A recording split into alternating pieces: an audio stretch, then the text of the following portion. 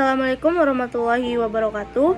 Perkenalkan, nama saya Amelia Dwi Cahyani dengan NIM 2223408 dari Program Studi Perpustakaan dan Ilmu Informasi. Baiklah, tujuan saya membuat video ini adalah untuk memenuhi ujian akhir semester mata kuliah dasar-dasar filsafat. Baiklah, di sini saya akan menjelaskan materi tentang moralitas. Yang pertama, pengertian moralitas. Moralitas adalah istilah yang sangat berkaitan dengan moral. Secara etimologi, kata moral berasal dari bahasa Latin, bentuk jamaknya mores, yang artinya adalah tata cara atau adat istiadat. Moral adalah rangkaian nilai tentang berbagai macam perilaku yang harus dipatuhi. Moral merupakan ajaran tentang baik buruk perbuatan dan kelakuan, akhlak, kewajiban, dan sebagainya. Menurut Kamus Besar Bahasa Indonesia, moral adalah baik buruk yang diterima umum mengenai perbuatan, sikap, kewajiban, dan sebagainya. Moral merupakan standar perilaku yang berlaku untuk memungkinkan orang untuk hidup secara kooperatif dalam kelompok. Moral mengacu pada sanksi masyarakat apa yang benar dan dapat diterima. Moral secara eksplisit adalah hal-hal yang berhubungan dengan proses sosialisasi individu. Tanpa moral, manusia tidak bisa melakukan proses sosialisasi. Moral adalah perbuatan atau tingkah laku atau ucapan seseorang dalam berinteraksi dengan manusia lainnya. Kata moral juga sering disinonimkan dengan etika yang berasal dari kata ethos dalam bahasa Yunani kuno yang berarti kebiasaan, adat, akhlak, watak, perasaan, sikap, atau cara berpikir. Menurut Kamus Besar Bahasa Indonesia, moralitas adalah sopan santun, segala sesuatu yang berhubungan dengan etika atau adat sopan santun. Moralitas adalah istilah yang menggambarkan nilai-nilai tertentu dari kelompok tertentu pada titik waktu tertentu. Kebanyakan moral tidak tetap, mereka biasanya bergeser dan berubah seiring waktu. Kebanyakan orang cenderung bertindak secara moral dan mengikuti pedoman sosial. Meski moral dapat berubah seiring waktu, moral tetap menjadi standar perilaku yang digunakan untuk menilai benar dan salah. Moralitas adalah istilah yang seringkali menuntut seseorang mengorbankan kepentingan jangka pendeknya untuk kepentingan masyarakat. Yang kedua yaitu definisi moralitas menurut para ahli. Yang pertama, menurut Merriam-Webster, moralitas adalah mengenai atau berhubungan dengan apa yang benar dan salah dalam perilaku manusia, dianggap baik dan benar oleh kebanyakan orang sesuai dengan standar perilaku yang tepat pada kelompok atau masyarakat tertentu. Yang kedua, menurut Hurlock definisi, moral adalah perilaku yang sesuai dengan kode moral kelompok sosial. Moral sendiri berarti tata cara, kebiasaan, dan adat. Perilaku moral dikendalikan yang telah menjadi kebiasaan bagi anggota suatu budaya. Yang ketiga, menurut Dian Ibung, definisi moral adalah nilai yang berlaku dalam suatu lingkungan sosial dan mengatur tingkah laku seseorang. Yang keempat, menurut Maria Assunta, definisi moral adalah aturan-aturan mengenai sikap dan perilaku manusia sebagai seorang manusia. Yang keenam, menurut Zainuddin Saifullah Nainggolan, definisi moral adalah suatu tendensi rohani untuk melakukan seperangkat standar dan norma yang mengatur perilaku seseorang dalam masyarakat. Selanjutnya, menurut Maria Jewanta, moral adalah sesuatu yang berkaitan erat dengan kemampuan untuk menentukan nilai benar maupun salah dalam baik buruknya suatu perilaku individu yang melekat pada diri setiap individu yang hidup dalam masyarakat. Dan yang terakhir, menurut Imam Sukardi, moral merupakan karakteristik yang melekat pada sesuatu yang mengandung nilai kebaikan dan junjungan tinggi dalam masyarakat berdasarkan pada sistem nilai yang ditetapkan secara bersama-sama. Yang ketiga, pengertian bullying. Bullying adalah perilaku agresif yang dilakukan secara berulang-ulang dengan tujuan untuk menyakiti, merendahkan, atau mendominasi orang lain. Tindakan ini seringkali dilakukan oleh seseorang atau sekelompok orang yang memiliki kekuatan atau keunggulan tertentu, baik secara fisik, verbal, rasional, atau melalui platform digital. Bullying dapat terjadi dari berbagai konteks, termasuk di sekolah, tempat kerja, di rumah, atau bahkan dalam lingkungan online. Beberapa karakteristik umum dari bullying melibatkan ketidakseimbangan kekuatan, yaitu adanya perbedaan kekuatan atau kekuatan antara pelaku dan korban. Bullying dapat bersifat langsung seperti ancaman fisik atau pelecehan verbal, atau bersifat tidak langsung seperti gosip atau penolakan sosial. Tindakan bullying juga biasanya terjadi secara berulang. Memisahkannya dari bentuk konflik satu kali yang biasa terjadi dalam interaksi sosial. Penting untuk dicatat bahwa bullying bahkan bukan hanya konflik biasa atau pergulatan kecil antara individu. Bullying juga menciptakan lingkungan yang tidak aman dan dapat memberikan dampak psikolog dan emosional yang serius pada korban. Oleh karena itu, mencegah dan menanggulangi bullying merupakan tugas bersama masyarakat untuk menciptakan lingkungan yang lebih aman, hormat, dan mendukung bagi semua individu. Yang keempat, bentuk-bentuk bullying. Yang pertama, pelecehan verbal. Bentuk bullying pertama adalah pelecehan verbal. Bullying ini berupa tindakan menghina, mencela, mengancam, atau melecehkan secara verbal korban dengan kata-kata yang merendahkan dan menyakitkan. Yang kedua, pelecehan fisik. Bentuk bullying kedua adalah pelecehan fisik. Bullying ini melakukan tindakan kekerasan fisik seperti pukulan, tendangan, menjambak rambut, atau menganiaya secara fisik korban. Yang ketiga, pelecehan sosial. Bentuk bullying ketiga adalah pelecehan sosial. Bullying ini berupa tindakan mengucilkan, mengisolasi, atau menyebarkan gosip dan fitnah tentang korban. Pelaku juga bisa memanfaatkan media sosial untuk teknologi menyebarkan pesan negatif tentang korban. Dan yang keempat, pelecehan emosional. Bentuk bullying keempat adalah pelecehan emosional. Bullying ini menyebabkan stres, kecemasan, atau ketakutan pada korban melalui ancaman, intimidasi, atau penghinaan. Ini bisa mencakup mengancam untuk melukai korban atau mengancam keselamatan mereka. Yang kelima yaitu keterkaitan antara bullying dengan moralitas. Bullying di sekolah dan moralitas memiliki keterkaitan yang kuat karena melibatkan norma-norma etika dan nilai-nilai moral yang memainkan peran penting dalam lingkungan pendidikan. Berikut adalah beberapa aspek keterkaitan antara bullying di sekolah dan moralitas. Yang pertama yaitu penghormatan dan keadilan. Bullying di sekolah sering melibatkan tindakan yang tidak menghargai hak dan keberadaan orang lain. Nilai-nilai moral seperti penghormatan terhadap individu dan prinsip keadilan dilarang ketika ada tindakan bullying. Yang kedua, pembelajaran nilai-nilai moral. Lingkungan pendidikan seharusnya menjadi tempat di mana siswa belajar bukan hanya tentang pengetahuan akademis, tetapi juga tentang nilai-nilai moral. Bullying menjadi tantangan terhadap tujuan ini karena menciptakan lingkungan yang tidak aman dan tidak mendukung. Yang ketiga, pentingnya empati dan kepedulian. Moralitas mencakup kemampuan untuk merasakan dan memahami perasaan orang lain, serta menunjukkan kepedulian terhadap kesejahteraan mereka. Pelaku bullying di sekolah seringkali kekurangan kedua aspek ini. Yang keempat, pencegahan dan intervensi. Pendidikan moral di sekolah seharusnya mencakup pemahaman tentang bahaya dan dampak negatif bullying, serta mendorong tindakan yang mendukung pencegahan dan intervensi terhadap perilaku. Yang kelima yaitu pentingnya perilaku positif. Moralitas di sekolah juga melibatkan pembangunan sikap dan perilaku positif. Bullying bertentangan dengan nilai-nilai moral yang mendorong kerjasama, penghargaan terhadap perbedaan, dan keberanian untuk melawan ketidakadilan. Yang keenam yaitu pentingnya pendidikan karakter. Konsep pendidikan karakter yang mencakup pengembangan nilai-nilai moral seperti kejujuran, integritas, dan tanggung jawab juga berperan dalam mencegah dan mengatasi bullying di sekolah. Dan yang terakhir yaitu menciptakan lingkungan yang mendukung. Lingkungan sekolah yang mendukung mempromosikan nilai-nilai moral dan etika. Sekolah yang mengambil tindakan tegas terhadap bullying menciptakan lingkungan di mana moralitas dihargai dan diprioritaskan.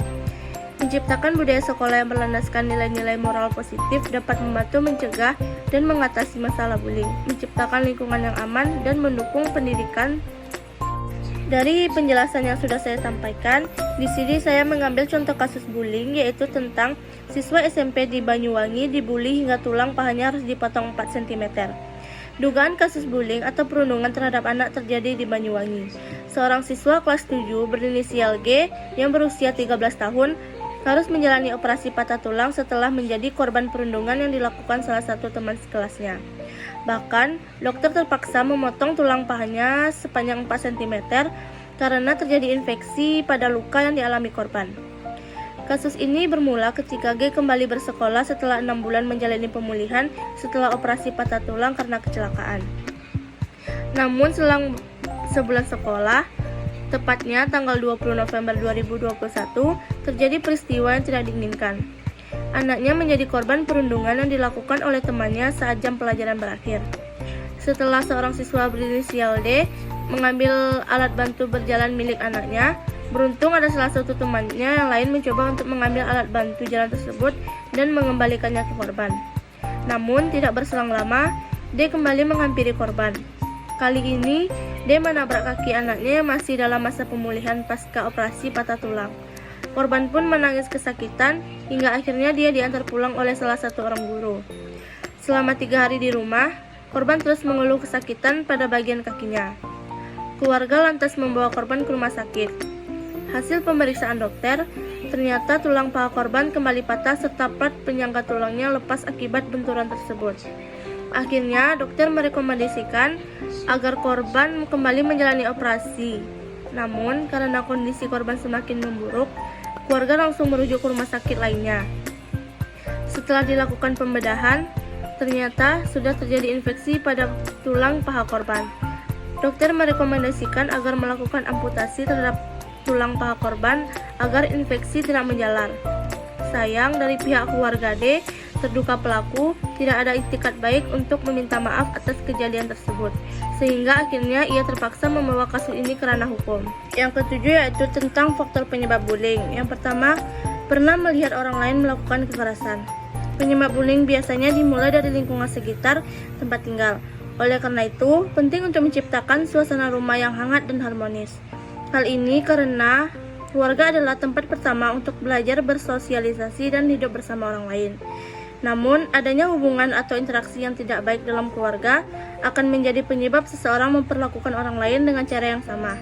Tak hanya keluarga, lingkungan tempat tinggal yang tidak aman juga dapat menyebabkan seseorang menjadi pelaku bullying. Yang kedua yaitu kesalahan pola asuh keluarga yang terlalu keras. Kebiasaan menggunakan hukuman fisik sebagai cara mendidik anak yang berbuat salah bisa menjadi penyebab bullying. Pola asuh yang banyak melibatkan kekerasan fisik bisa membentuk karakter seseorang untuk menjadi lebih agresif dan kasar terhadap orang lain. Akibatnya, perbuatan untuk menindas orang lain pun tidak akan segan dilakukan. Tak hanya itu, hukuman yang diberikan biasanya akan membuat seseorang memendam emosi negatif, sehingga hal ini bisa membuat ia ingin melampiaskannya ke orang lain. Yang ketiga yaitu pernah menjadi korban bully. Orang yang pernah mendapatkan perilaku bully, misalnya diejek atau dipukul, bisa menjadi pelaku perundungan terhadap orang lain. Ini merupakan salah satu bentuk pelampiasan akibat perilaku bully yang ia terima. Untuk mencegah hal ini terjadi, penting bagi orang terdekat untuk mengenali perubahan perilaku seseorang dan memberitahunya agar ia bisa menghadapi sikap ini dengan bijak. Selanjutnya, kurangnya mendapatkan perhatian dari keluarga dan orang di sekitarnya. Kurangnya perhatian dan kasih sayang bisa menjadi penyebab bullying. Misalnya, anak-anak akan mencari perhatian dengan cara tidak mengerjakan PR. Namun, jika tidak berhasil mendapatkan perhatian, ia akan melakukan perbuatan lain yang lebih ekstrim, misalnya dengan melakukan bullying pada temannya, agar bisa mendapatkan perhatian yang ia inginkan. Selanjutnya yaitu ingin memiliki kekuasaan dan memegang kendali. Orang yang ingin memiliki kekuasaan biasanya cenderung ingin mengontrol dan mengendalikan segala hal. Beberapa orang juga akan memilih untuk berinteraksi dengan orang lain yang menurutnya bisa untuk dikontrol dan memenuhi keinginannya. Namun, ketika hal-hal tidak berjalan dengan yang ia inginkan, ia mungkin akan melakukan intimidasi dalam bentuk bullying. Biasanya hal ini terjadi pada orang yang memiliki pola asuh yang salah atau gangguan kepribadian. Yang selanjutnya yaitu ingin dianggap populer. Beberapa orang terkadang ingin dikenal dan menjadi populer di lingkungannya. Namun, mereka bisa mencari ketenaran dengan melakukan hal yang tidak baik, termasuk bullying. Tidak jarang mereka akan meledek, menjahili, menggosip, dan mengucilkan orang lain untuk mendapatkan pengakuan. Perilaku ini juga termasuk salah satu bentuk peer pressure jika bullying banyak dilakukan oleh teman di sekolah, kantor, atau tempat tinggal. Selanjutnya yaitu kurang edukasi dan empati. Pendidikan dan pola asuh yang baik merupakan salah satu faktor penting agar seseorang bisa memiliki karakter yang baik. Salah satu ciri karakter yang baik adalah memiliki akhlak dan empati. Orang tidak dididik dengan baik bisa menjadi kurang berempati sehingga tidak merasa bersalah ketika melakukan hal yang tidak terpuji termasuk bullying. Selanjutnya yaitu supaya bisa berbaur dan berteman. Penyebab bullying bisa terjadi bukan karena keinginan pelaku, tetapi pengaruh dari orang-orang terdekatnya. Hal ini dilakukan sebagai salah satu cara untuk bisa diterima dalam lingkungan pergaulan di lingkungannya. Selain itu, bullying juga bisa dilakukan agar seseorang tidak menjadi sasaran bully selanjutnya. Perilaku ini biasanya terjadi pada pergaulan yang toksik. Dan yang terakhir yaitu pengaruh dari bermain game online. Di zaman digital ini, sudah bukan hal yang asing lagi jika orang dari berbagai kalangan dan usia menggunakan handphone dalam kegiatan sehari-hari. Berkat adanya gadget tersebut, semua informasi dan hiburan bisa lebih mudah didapatkan. Salah satunya adalah bermain game online. Sayangnya, handphone dan game online bisa disalahgunakan jika penggunaannya tidak dibatasi. Hal ini nantinya bisa menjadi penyebab bullying. Yang kedelapan yaitu dampak bullying. Yang pertama, dampak bullying bagi korban, yaitu rentan merasakan emosi. Aspek emosional menjadi salah satu dampak bullying verbal yang dapat dirasakan oleh korban. Biasanya, korban perundungan rentan mengalami emosi seperti takut, sedih, dan marah. Dampak bullying menurut para ahli ini bisa berlanjut pada munculnya gejala depresi, gangguan pencernaan, atau gangguan beradaptasi bagi korban bully. Yang kedua yaitu sulit berkonsentrasi. Disampaikan psikolog Iswan, dampak kognitif dari pelaku bullying dapat membuat korban sulit berkonsentrasi dan memproses hal baru. Karena adanya rasa cemas, ini juga membuat korban sulit untuk membuat keputusan dan menghindari konflik. Bahkan, dampak bullying bagi siswa juga akan membuat korban kesulitan dalam mengikuti proses pembelajaran di sekolah. Yang ketiga, tidak percaya diri. Dampak bullying bagi masyarakat juga bisa membuat korban tidak percaya diri. Ketika bully yang dialami adalah kekerasan fisik, tentu bekas-bekas luka yang didapatkan dari pelaku perundungan dapat menyisakan pengalaman traumatis. Selain itu, dampak bullying seksual juga bisa memunculkan perasaan rendah diri dan tidak berharga. Ya, selanjutnya masalah fisik. Karena menurunnya kepercayaan diri akibat kondisi fisik, ini juga bisa memunculkan gejala-gejala psikosomatis. Gangguan psikomatis merupakan kondisi di mana munculnya penyakit fisik akibat pikiran atau emosi yang dirasakan korban. Selanjutnya yaitu menarik diri dari lingkungan. Dampak bullying juga bisa terjadi pada aspek sosial. Biasanya, korban bullying akan menarik diri dari lingkungan sosial karena takut akan mendapatkan perlakuan yang sama. Kondisi tersebut juga bisa menjadi dampak bullying di media sosial atau lainnya. Korban biasanya akan menarik diri dari lingkungan dan tidak akan menggunakan media sosial tertentu karena merasa takut dan cemas. Selanjutnya, sulit membentuk hubungan. Dalam jangka panjang, dampak bullying dapat membuat korban sulit membentuk hubungan yang saling percaya. Pasalnya, korban biasanya memiliki trust issue terhadap kelompok atau seseorang yang dekat dengan pelaku. Dan yang terakhir yaitu memicu terjadinya gangguan mental. Dampak bullying non-verbal, verbal atau fisik dapat memicu terjadinya gangguan mental. Bahkan ini juga bisa memunculkan keinginan bunuh diri yang tinggi dan peningkatan tekanan emosional. Yang kedua, dampak bully bagi pelaku. Yang pertama, terbiasa melakukan aktivitas impulsif. Dijelaskan psikolog Iswan, perilaku bullying dapat membuat pelaku terbiasa melakukan aktivitas atau pola yang impulsif. Ini merupakan perilaku atau tindakan yang tidak diikuti dengan pemikiran tentang konsekuensi atau dampak ke depannya. Umumnya, pelaku lebih mengutamakan kondisi emosi dan keinginan sesaatnya. Yang kedua yaitu empati yang semakin tumpul.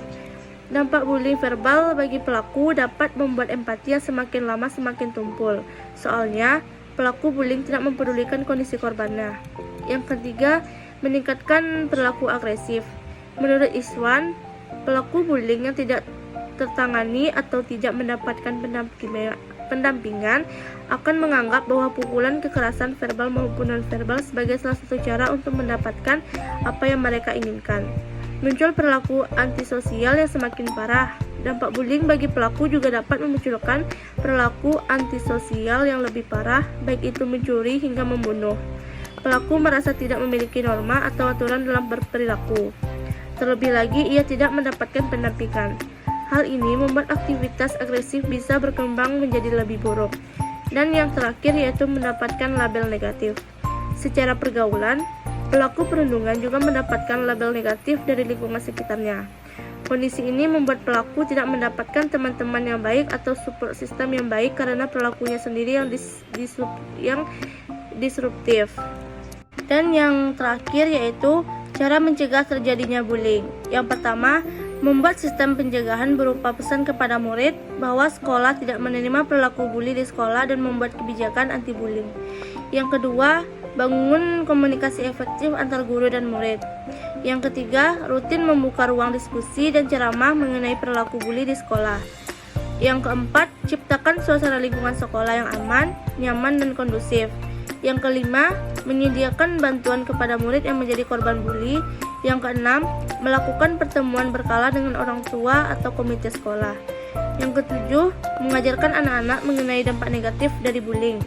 Yang kedelapan, tingkatkan kepercayaan diri anak-anak dengan memberikan dukungan pada anak. Yang kesembilan, pastikan guru memberikan contoh pada murid dengan menghargai seluruh anggota sekolah. Yang ke-10, ingatkan pada murid untuk selalu membantu dan memberikan perlindungan kepada korban bullying. Dan yang terakhir, ajak murid untuk banyak melakukan kegiatan positif yang mereka sukai. Baiklah, sekian video dari saya. Salah dan kurangnya saya mohon maaf. Saya ucapkan Assalamualaikum warahmatullahi wabarakatuh.